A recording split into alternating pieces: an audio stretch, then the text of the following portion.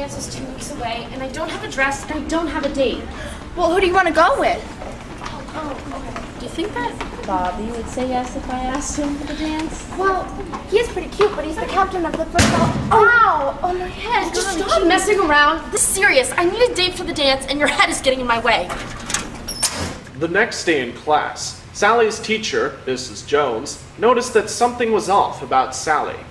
Oh my heavens, Sally dear, something's off. You're usually so attentive and focused in class, but today you seem disoriented and tired. I'm not feeling so good, miss. I'm feeling awfully sleepy right now. Sleepy? We can't have sleeping in this class. Oh no, that just won't do. Now straighten up, fly right, and focus. That's awfully loud. Too loud? What's the matter with you? Slow down there, little lady. Allow a strong male to explain. Sally has a TBI. What's a TBI? TBI stands for traumatic brain injury. It means that Sally here has suffered a blow to the head, known more commonly as a concussion. A percussion? No, a concussion. Well, that's not possible. Sally's a girl. She doesn't play sports. It's not just sports that can cause a concussion. Car accidents, falls, being hit in the head with anything. Sometimes it can be as simple as being pushed in the hallway. Allow Dr. Baker to explain. A TBI, also known as a concussion, is a serious head injury.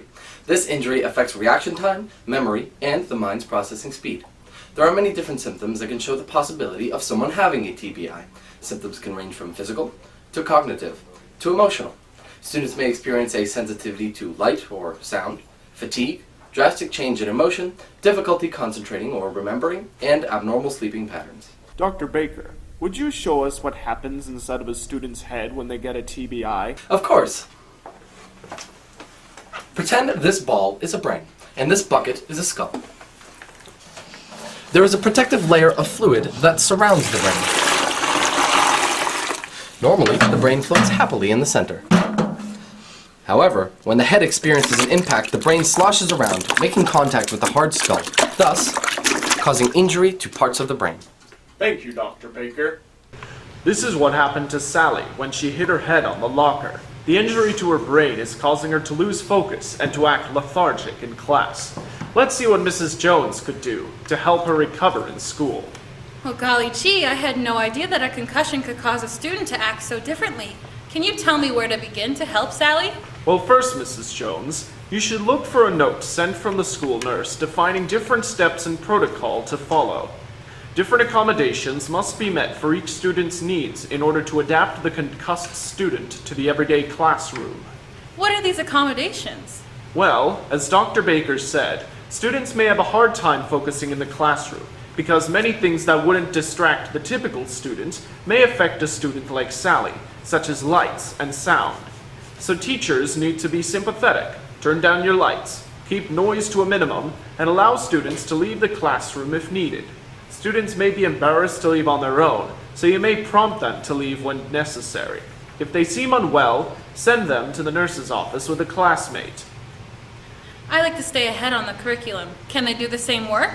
You may have to decrease the workload for a student until they are ready, as they may have trouble doing actions such as reading, using technology, or even talking. Well, technology is an essential part of our everyday education. The use of technology must be limited. Things such as bright lights and loud noises make it very difficult for concussed students to focus, and can even cause a delay in healing. To ease this, a student may wear sunglasses in class. The student is not acting like a smart aleck, but wears them to prevent a headache. Thank you. I would have been completely lost without a man to guide me.